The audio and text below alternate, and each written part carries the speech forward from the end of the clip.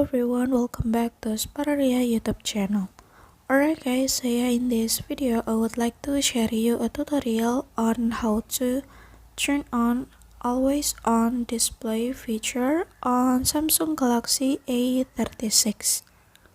Alright guys, so for those of you who don't know what always on display is, so always on display is basically a feature on some phone that keeps a portion of the screen lit up, displaying basic information like time, date, and notification even when the phone is seemingly off.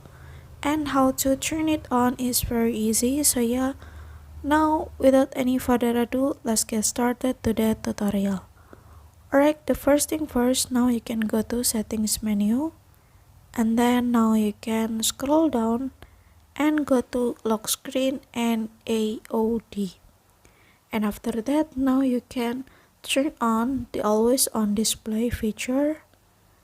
And then I'll give you the example of the result. So when the screen is seemingly off, now the always on display will lit up to your screen like this. Alright guys, so here's the tutorial and thank you so much for watching.